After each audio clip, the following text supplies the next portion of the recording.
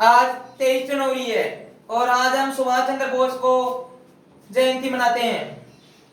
सुभाष चंद्र बोस को नेताजी की उपाधि जर्मनी के लोगों ने दी थी और हमारा टॉपिक है कुमार गुप्त।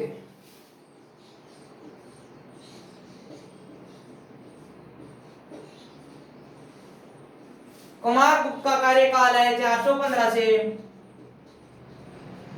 455 ईस्वी। कुमार गुप्त ने शासक बनते ही एक उपाधि धारण की थी, वह उपाधि थी महेंद्रादित्य।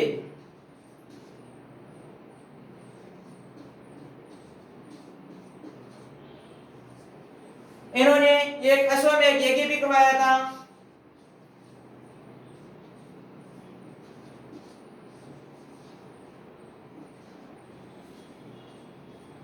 इनसे पहले समुद्रगुप्त ने भी एक अश्वमेध यज्ञ करवाया था। इन्होंने शासक बनते ही नालंदा विश्वविद्यालय की स्थापना की थी। दोस्तों, यह नालंदा विश्वविद्यालय बिहार के राजगिरी जिला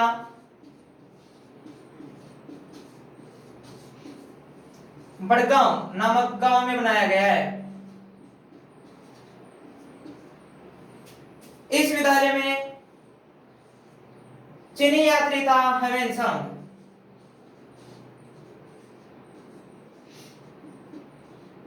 ह्वेनसांग में पढ़ने आया था। इस विद्यालय में नालंदा विश्वविद्यालय में ज्यादातर बौद्ध धर्म के लोगों को शिक्षा दी जाती थी।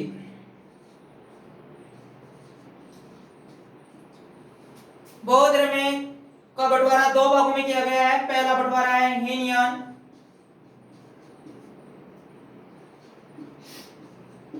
दूसरा है महायान।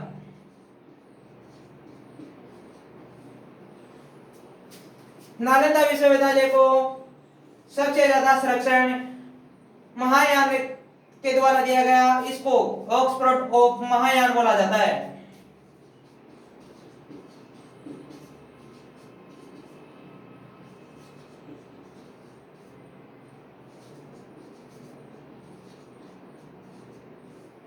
Oxford of Mahayana. ह्वेनसांग भी की जीवनी भी है। ह्वेनसांग ने कुछ दिन शिक्षा ग्रहण की। शिक्षा ग्रहण करने के पश्चात वह वापिस आ रहा था। तब उसने अपनी कथा में लिखा था या जीवनी में लिखा था कि इस नालंदा विश्वविद्यालय की स्थापना शंकरादित्य द्वारा करवाई गई। लेकिन दोस्तों, माना जा रहा है कि नालंदा विश्वविद्यालय की स्थापना गुप्तों के द्वारा, कुमार गुप्त द्वारा की गई। इसके अलावा इस नालंदा विश्वविद्यालय में की स्थापना होने के पश्चात 12वीं शताब्दी में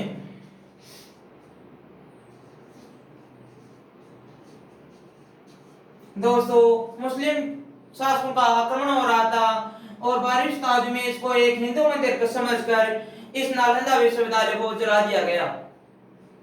नालंदा विश्वविद्यालय को जलाने के कारण यह विद्यालय आज कोई उतना महत्व नहीं रखता है। इसके पश्चात आगे शासक आता है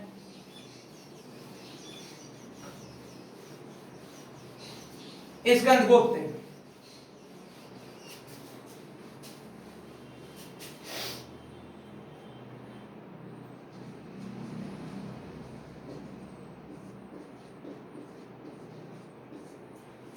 दोस्तों, स्कंदगुप्त का शासनकाल 455 से 467 तक रहा था।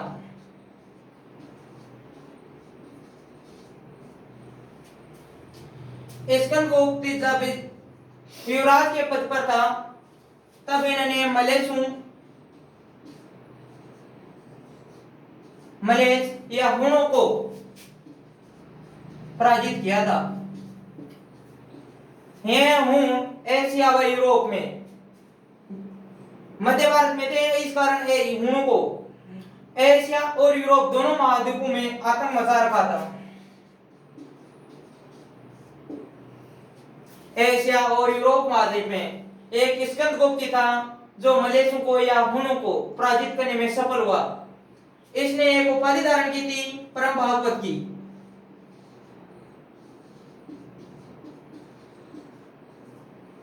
परम भागवत वह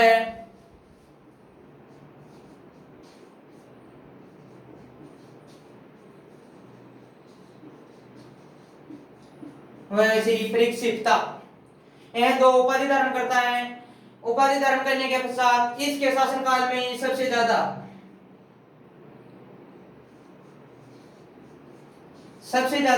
वजन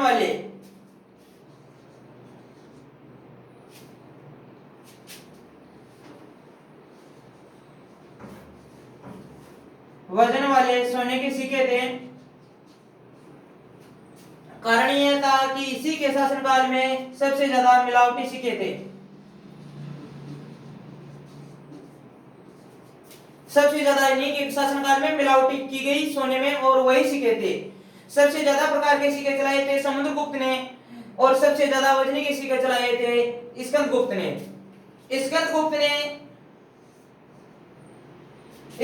ने सुदर्शन झील का पुनर्निर्माण करवाया।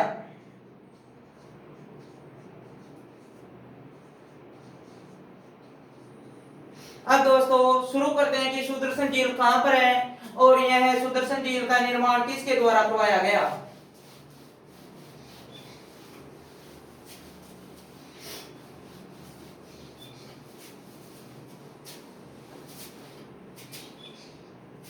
देखो दोस्तों, शुरू कर रहे हैं कौन सी, सुदर्शन झील। एक तरफ मैं राजा का नाम लिख रहा हूं, एक तरफ गवर्नर का।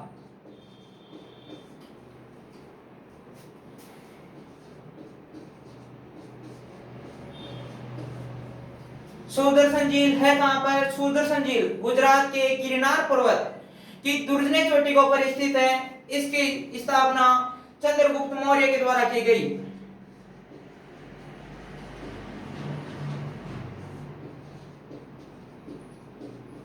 चंद्रगुप्त मौर्य। इसका कारण यह कि था कि पश्चिमी भारत में जलापूर्ति की व्यवस्था करना।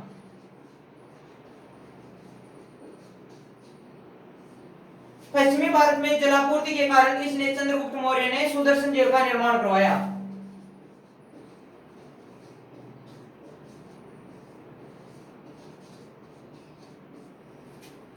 इसके पश्चात शासक आता है, उस चंद्रगुप्त मौर्य का ही पौत्र था, उसका नाम था अशोक। दोस्तों, अशोक ने इस नहर में से नहरें निकलवाई। इसके पश्चात शासक आता है ईसा पूर्व में प्रथम शताब्दी में। चट्टान वंश का शासक था रुद्रदामन।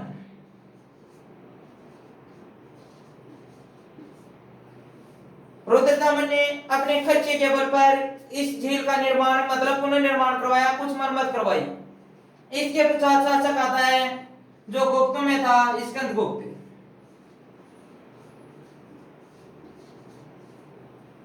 अब हम लोगों को पता है कि चाहे राजा होगा तो वह क्या खुद काम करने के लिए गया था, वह तो केवल आदेश देता था, और आदेश अपने चंद्रगुप्त मौर्य ने अपने आदेश दिया पुष्यगुप्त वैश्य को।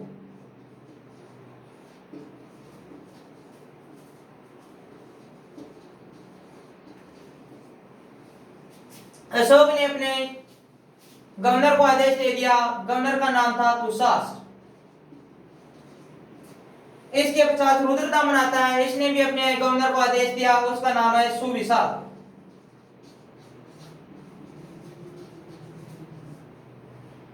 इसके पश्चात स्कंदगुप्त आता है। स्कंदगुप्त ने अपने गवर्नर को आदेश दिया, गवर्नर का नाम था प्रणदत्त।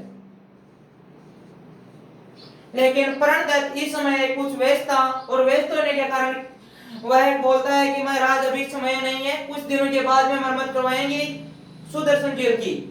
लेकिन स्कंदगुप्त ने साफ भी कहा कि नहीं, गवर्नर जल्दी से जल्दी सुदर्शन झील का पुनर्निर्माण करो, ताकि फायदा हो इसके और जनता परेशान ना हो। इस कारण इसने एक मौका सोचा। इसका एक पुत्र था, उसका नाम था चक्रपालिक।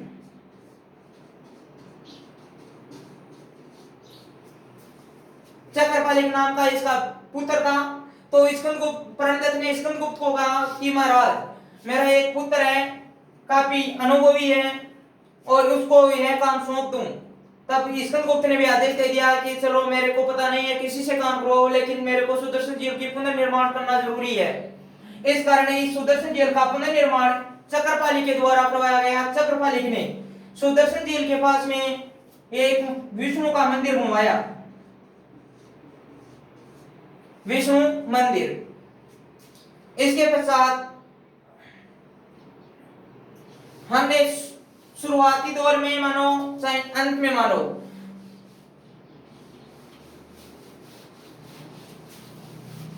इस सुदर्शन झील में कौन कौन सी नदियों का पानी आकर गिरता है। एक नदी का नाम है सोरणसिक्ता,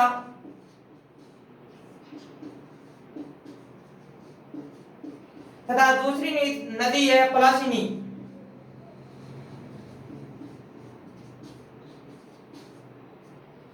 इन दो नदियों का पानी आकर गिरता है।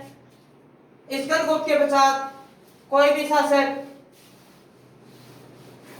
उतना महत्व नहीं रखता है जितना यह शासक महत्व रखते हैं। इसके पश्चात एक शासक आता है नरसिंहगुप्त।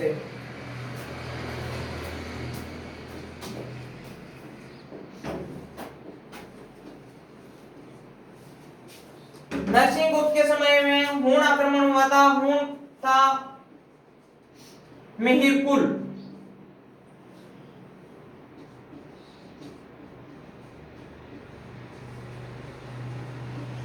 मिहिरकुल को दोस्तों भारत का टीला कहा जाता है।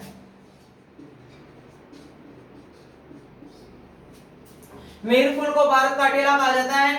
नरसिंहगुप्त ने मिहिरकुल को कैद करता है, पराजित करके कैद करता है। 6 महीने तक इसको कैद खाने में रखा था। कैद खाने में रखने के पश्चात नरसिंहगुप्त की माँ या इसका परिवार वालों ने कहा था कि इसको क्यों कैद करके रखा है, इसके भी परिवार वाले या मैम इंतजार करती होगी। तभी नरसिंहगुप्त ने इसको छोड़ा था। इसके पश्चात एक शासक आता है भानुगुप्त।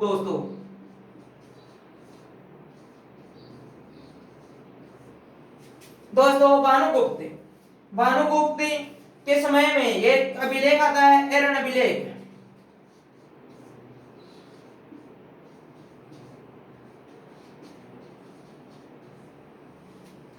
इसमें 510 ईस्वी में लिखा गया था दोस्तों।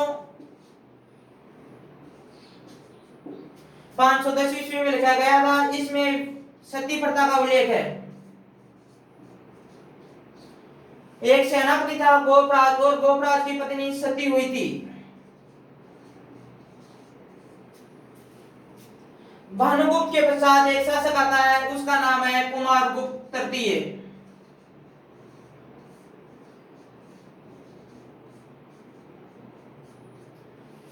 इसके पश्चात गुप्त में कोई भी सर्वाधिक शक्तिशाली शासक पैदा नहीं हुआ, और गुप्तों का अंतिम शासक था विष्णुगुप्त।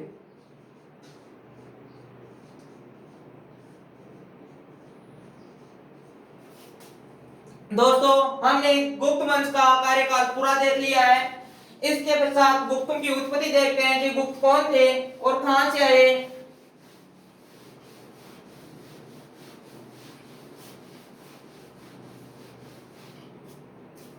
हमारे इतिहासकार हुए हैं रोमिला थापर,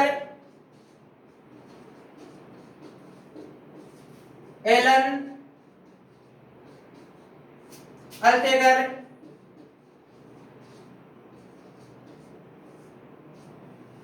इन्होंने वैश्यगुप्त का बताया है। एक पुस्तक है चंद्र व्याकरण।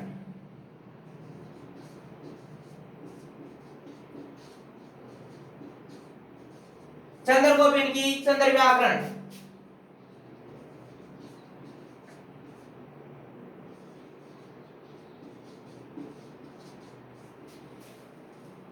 चंद्र गोविंद की चंद्र व्याकरण में इन्होंने कारकस बताया है। कारकस जो भी एक मुख्यतया वैसे माने जाते हैं। चंद्र गोविंद की चंद्र व्याकरण में इन्होंने जाट बताया है, जाट या जट। इसके पश्चात आता है हेमचंद्र राय चौधरी।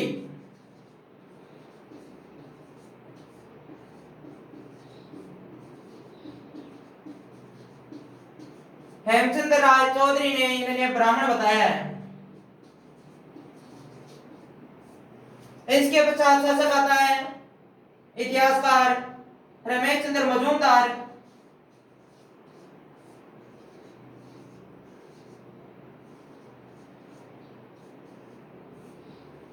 तथा ओझा अर्थात गौरी शंकर हीराचंद ओझा। इन्होंने इसको क्षत्रिय वर्ण का बताया है।